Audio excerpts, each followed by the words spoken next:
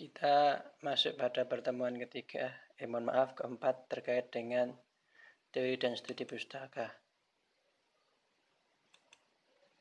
Teori dan hipotesis. Jadi seperti sebuah roda di mana dia selalu berputar. Sebuah teori, kemudian ada hipotesis penelitian, ada sebuah penelitian, kemudian jadi hasil. Ya, hasil itu merupakan dia akan berkembang lagi menjadi sebuah teori baru. Nah, teori juga seperti jembatan. Dia penghubung antara bumi satu dengan bumi yang lain atau daratan satu dengan daratan yang lain. Dalam teori itu ada proposition, ya. Juga ada konsep sebagai sebuah gather and rewards. Ini sebagai tujuan atau ground of empirical support. Ini sebuah teori, ya. Maka penelitian itu wajib menggunakan teori. Nah, teori dan realitas itu mempunyai hubungan yang sangat kuat. Ada teori, ada konstruk, ada pengukuran, ada variabel. Kemarin saudara sudah membuat variabel, kemudian ada gambar yang sistemik, kemudian ada observasi terhadap objek penelitian, kemudian fenomena alam. Ini arul. Nah, pandangan tradisional terkait dengan teori itu ada yang sifatnya resiprokal, tidak linier, ya, saling mempengaruhi. Ada sebuah A, ya, itu bisa masuk B, kemudian masuk C dan sebagainya hingga terbentuklah sebuah teori. Nah, ini namanya hipotesis dari berbagai macam praduga, dari variabel, kemudian dia bisa menjadi sebuah teori. Nah, ada juga yang sifatnya linier, dari A, B, C, D itu langsung ke Y. Ini sifatnya linier, kerangka dalam konsep pengaruh dalam teori itu. Nah, teori secara definisi itu merupakan himpunan dari proposisi yang tersusun dalam suatu kesatuan. Sedangkan konsep itu abstraksi dari suatu fenomena yang kepadanya diberikan terminologi untuk mengkomunikasikan fenomena tersebut. Terminologi adalah cabang dari suatu ilmu bahasa. Sedangkan konstruk, konsep yang lebih operasional dan diadopsi untuk keperluan ilmiah atau penelitian. Sedangkan proposisi, ya, dia adalah pernyataan tentang hubungan antara konsep dengan konsep yang lain. Sedangkan variabel adalah segala sesuatu yang dapat diberikan berbagai macam nilai. Nah, ini variabel dan konsep. Contoh, ya, ada variabel adalah operasional dari sebuah konsep, sedangkan konsep itu sifatnya lebih umum dan abstrak. Variabel adalah konsep yang observable dan measurable, artinya variabel dalam penelitian itu harus bisa diteliti dan juga bisa diukur. Ini seperti ini. Kemarin saudara sudah membuat judul, itu harus memuat variabel penelitian. Sedangkan indikator dari konsep, ya, nah, ada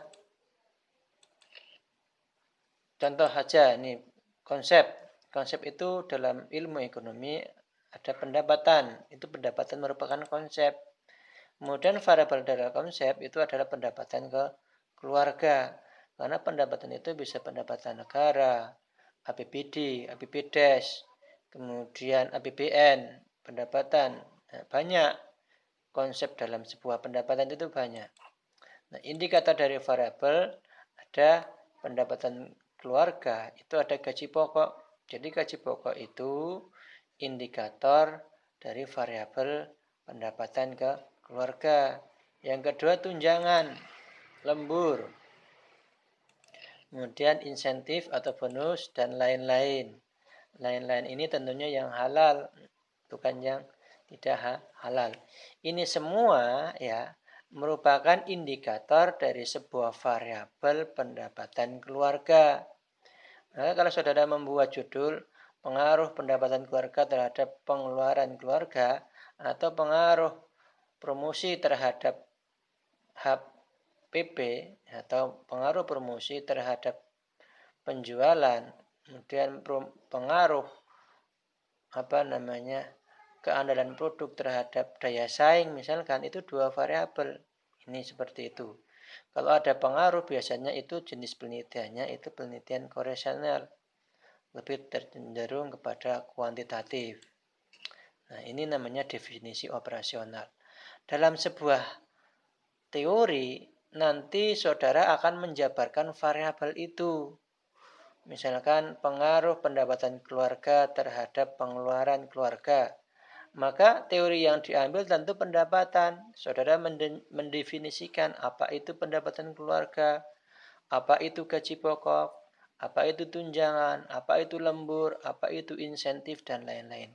Jadi, pengembangan teori atau landasan teori itu diambil dari variabel judul yang saudara buat. Jadi teori itu tidak boleh melenceng dari variabel. Itu seperti itu, namanya definisi operasional. Apa itu definisi operasional? Adalah penjelasan secara teoritis dari indikator variabel yang saudara buat judulnya. Nah, ini kalau bicara tentang konstruk ya kepuasan kerja, contoh saya contohkan ya, dimensi terkait dengan kepuasan kerja pada tugas, ada rutinitas, kompleksitas, kegunaan, sesuaian, tantangan, dan sebagainya. Kemudian juga ada dimensi kepuasan pada atasan, ada pengaruh, intelijensi, prestasi, perhatian, tanggung jawab, dan sebagainya. Nah, dimensi kepuasan pada rekan, ada stimulasi, ambisi, loyalitas, sikap, dan tanggung jawab. Sedangkan dimensi kepuasan pada kompensasi ada kewajaran, kesesuaian, keinginan, dan keamanan, serta nilai. Sedangkan dimensi pada kepuasan pada promosi itu ada kesempatan, kebijakan, keterbukaan, keadilan, dan keterpajakan. Inilah cara saudara mendefinisikan, misalkan saudara membuat judul pengaruh kepuasan kerja ya pada kinerja atau pada kompensasi atau promosi. Maka konsep-konsep inilah yang saudara harus buat secara teoritisnya, dicari. Ya, itu seperti itu. Jadi mengembangkan sebuah kepuasan kerja dari konstruk kepuasan kerja, ini akan dicari teorinya. Menurut misalkan Robin, misalkan dalam sebuah bukunya Stephen Robin mengungkapkan terkait dengan organization behavior. Nah, itu apa itu organisasi, apa itu kepuasan kerja, itu seperti itu. Kemudian kajian teori dan hubungan dengan riset. Ini ada permasalahan, tentu kemarin saudara sudah membuat landasan masalah. Kemudian ada teori sebagai pijakan di situ. Kemudian saudara riset, kemudian disimpulkan atau hasil penelitian itu akan menjadi sebuah teori baru. Tetapi tentu punya syarat dan ketentuan secara akademik. Itu seperti itu. Contoh, ini pendapat. Pendapat itu hasil penelitian saudara. Misalkan ada pendapat, kemudian diuji, kemudian itu menjadi benar dan itu menjadi teori. Inilah proses terbentuknya sebuah teori. Jadi teori itu terbentuk dari sebuah hasil penelitian. Kemudian penelitian itu diuji. Ya, tentang validitas hasil dari penelitian tersebut. Setelah itu teruji bisa menjadi sebuah teori baru. Nah, fungsi teori dalam penelitian itu sebagai penjelas, kemudian sebagai prediksi dan sebagai kontrol. Sebagai penjelas itu bisa didefinisikan, dia nanti akan menjabarkan variabel-variabel, menjabarkan langkah-langkah supaya saudara dalam melangkah itu lebih terang benderang dalam menyelesaikan sebuah masalah. Itu ada penjelasnya, disesuaikan dengan teori yang sudah ada. Kemudian juga sebagai prediksi. Nah, sebagai prediksi, menurut teori A, kalau kejadian seperti ini, maka akan terjadi seperti ini. Itu sebagai prediksi atau sebagai kontrol batasan terkait dengan bahasan yang akan saudara bahas. Supaya tidak melebar ke sana kemari, maka perlu dibatasi dengan sebuah teori. Teori itu juga sebagai kontrol selain ada batasan masalah dalam penelitian. Tetapi teori ini secara teoritik nanti saudara akan membahas tentang permasalahan didasarkan pada sebuah teori. Nah, teori di sini mempunyai pengaruh sebagai kontrol terhadap pembahasan seperti itu. Ini contoh telaah teori. Jika ada sebuah judul yang seperti ini, ya, analisis pengaruh pemberian insentif lingkungan kerja, kepemimpinan, hubungan antar teman sejawat terhadap semangat kerja karyawan. Maka mari kita analisis dari judul tersebut. Pengaruh pemberian insentif ini jelas variabel. Jadi kalau dilihat dari sebuah judul di sini, ini ada dua jenis variabel. Ada variabel dependen, ada variabel independen. Nah, variabel ya independen itu satu, pemberian insentif, kemudian lingkungan kerja, kepemimpinan, hubungan antar teman sejawat itu merupakan variabel independen. Nah, variabel dependennya atau variabel terikatnya adalah semangat kerja pada karyawan. Jadi semangat kerja pada karyawan itu dipengaruhi yaitu hubungan teman sejawat, kepemimpinan, lingkungan kerja, dan pemberian insentif. Maka langkah-langkah dalam menelaah sebuah judul untuk diambil sebuah teori, ingat, teori itu pasti diambil dari variabel judul. Saudara kemarin sudah membuat judul, maka dilihat mana variabelku, mana variabel dependen, mana variabel independen, atau variabel intervening. Saudara harus paham betul variabel dalam judul saudara itu apa. Maka itulah nanti yang akan dijadikan sebagai teori. Itu, tetapkan nama variabel yang akan diteliti. Ini jelas. Yang kedua, cari sumber bacaan yang relevan. Lihat daftar isi buku, bacaan sumber topik, dan distribusikan sebuah teori. Jadi, judul itu, dia memuat sebuah teori. Jadi kalau saudara mempunyai judul kemudian variabelnya tidak sinkron, teorinya tidak sinkron, bahkan meluas, maka itu akan menjadi sebuah penelitian yang tidak relevan antara teori yang diambil dengan judul variabel yang ada. Maka pahami saya lagi, judul saudara itu apa, variabelnya apa. Nah, teori diambil dari variabel itu. Itu cara yang paling mudah dan cara yang paling sederhana. Sebenarnya ada cara yang lain. Nah, ini contoh sistematika penulisan landasan teori dalam sebuah riset. Misalkan ada, ini kita ambil ekonomi ya, pemasaran, ada perilaku konsumen, ada faktor perilaku dan motivasi persepsi. Ini sistematika penulisan dalam landasan teori. Dalam pemasaran itu kan ada perilaku konsumen, ada faktor perilaku, ada motivasi. Inilah yang nanti dijadikan sebagai landasan teori. Itu seperti itu. Kemudian kajian teori dan riset terdahulu.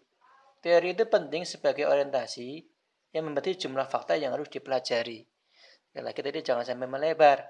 Nah, teori juga memberikan pedoman yang dapat memberikan hasil yang terbaik. Jadi sebagai pedoman. Teori memberikan sistem yang mana yang harus dipakai dalam mengartikan sebuah data yang tepat. Ingat, sebuah data itu tidak akan bermakna, tidak akan mempunyai interpretasi apapun jika tidak dihubungkan dengan teori. Maka untuk menjelaskan sebuah hasil penelitian tentang data di lapangan itu butuh teori sebagai rasmul bayan, sebagai penjelas. Dalam terminologi agama itu seperti itu. Maka teori di sini fungsinya sebagai penjelas, mendefinisikan hasil penelitian. Oh, saya punya data seperti ini. Menurut teorinya seperti apa? Teori dapat digunakan untuk memprediksi fakta atau sebagai forecasting. Jadi meramalkan, ya. Jika kejadiannya A, maka mungkin bisa kejadiannya B atau C atau di luar yang lain. Itu juga harus dikaitkan. Teori ini pengertiannya kumpulan konstruk atau konsep, definisi, proposisi yang menggambarkan fenomena secara sistematis melalui penentuan hubungan antar variabel dengan tujuan untuk menjelaskan fenomena. Jadi dia adalah kumpulan. Nah, jadi tidak hanya satu definisi. Teori itu merupakan satu kumpulan. Kemudian, 3 hal pokok yang ada dalam teori. Pertama, elemen teori terdiri dari konstruk, konsep, dan proposisi. Yang kedua, memberikan gambaran sistematis mengenai fenomena melalui hubungan antar variabel. Yang ketiga, tujuan teori adalah menjelaskan, memprediksi fenomena alam.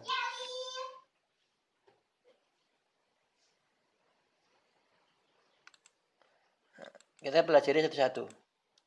Konsep merupakan ekspresi atau abstraksi yang terbentuk melalui generalisasi dari pengamatan terhadap fenomena atau kejadian. Contoh, prestasi akademik merupakan abstraksi dari kemampuan belajar siswa atau mahasiswa. Bobot adalah konsep dari suatu benda yang mempunyai karakteristik berat atau ringan. Nah, ini tingkat abstraksi konsep tergantung dari mudah atau tidaknya fenomena yang diabstraksikan atau didefinisikan atau diidentifikasikan. Contoh, tanah merupakan konsep aktivitas tetap yang berwujud dan secara fisik mudah dikenali. Sedangkan aktivitas tetap itu lebih general, lebih umum. Seperti itu. Kemudian sehingga aktiva merupakan konsep yang lebih abstrak daripada tanah. Karena aktiva itu banyak. Tuh. Ada 2 kalau nggak salah. Nah, konsep-konsep yang sangat abstrak atau lebih abstrak sering disebut konstruk. Ini ya. Ini skemanya seperti ini. Ini kalau dilihat dari sebuah skemanya. Jadi meningkatkan ke lebih konstruk seperti itu. Nah, ini contoh yang lebih real. Jadi di atas itu ada vegetation. Vegetasi itu tumbuhan. Ada buah-buahan. Di dalamnya buah-buahan ada apa? Banana. Karena banyak buah-buahan, tidak hanya banana. Nah, seperti mango, apple. Kemudian ada kenyataan. Ini contoh menggambarkan konstruk. Nah, konstruk dalam riset tidak hanya diartikan abstrak, namun juga menyangkut apa yang dipersepsikan orang. Nah, contoh kepuasan kerja tadi ya. Kepuasan kerja merupakan abstraksi dari fenomena psikologi seseorang terhadap pekerjaan yang diamati berdasarkan persepsi yang bersangkutan terhadap berbagai dimensi lingkungan pekerjaan. Ada dimensi tugas, kemudian rekan, kemudian atasan, kompensasi, promosi, karir, dan sebagainya. Seperti tadi yang saya jelaskan. Sedangkan dimensi-dimensi di konstruk yang tersusun menjadi konstruk lebih abstrak, yaitu kepuasan kerja. Ini ya. Jadi di awal sudah saya jelaskan konsepnya seperti ini. Jadi ada konstruk, ada dimensi, kemudian ada konsepnya. Ini cara mengembangkan sebuah teori, cara membuat teori. Nah, ini penggunaan itu bisa dalam hal-hal yang sifatnya teknis. Nanti diukur menjadi variabel penelitian. Jadi konstruk yang lain menjadi konstruksi teori, inovatif, kreatif, merupakan dari fungsi kepuasan kerja, dan sebagainya. Jadi ini cara mengembangkan teori dari variabel penelitian berdasarkan variabel dan konstruk. Variabel merupakan sesuatu yang kepadanya diberikan berbagai macam nilai ya, definisi awal itu. Variabel merupakan penghubung antara konstruk yang abstrak dengan fenomena yang nyata. Kemudian variabel merupakan proksi atau representasi dari konstruk yang dapat diukur dengan berbagai macam nilai. Ini. Maka saudara harus paham betul variabel yang ada dalam penelitian saudara itu variabelnya apa. Jadi nilai variabel tergantung pada konstruk yang diwakilinya. Nilai variabel dapat berupa angka atau atribut yang menggunakan ukuran atau skala dalam suatu kisaran nilai. Nanti kita akan masuk dalam skala-skala. Ini kalau dilihat dari bagannya adalah seperti ini. Abstrak ya. Ada realita, ada fenomena alam, ada subjek peneliti. Di sini juga ada kebutuhan ilmiah, ada konstruk, ada proksi, ada pengukuran di sini. Ada variabel, variabel dari penelitian saudara itu apa? Kemudian gambaran sistematis. Baik, itu terkait dengan cara pengembangan teori di mana sebaiknya ketika kita bicara tentang tentang teori, maka harus didasarkan pada judul yang saudara buat. Variabelnya apa aja, kemudian dikembangkan menjadi sebuah teori. Jadi kita berpegang pada ini terkait dengan variabel. Nah ini.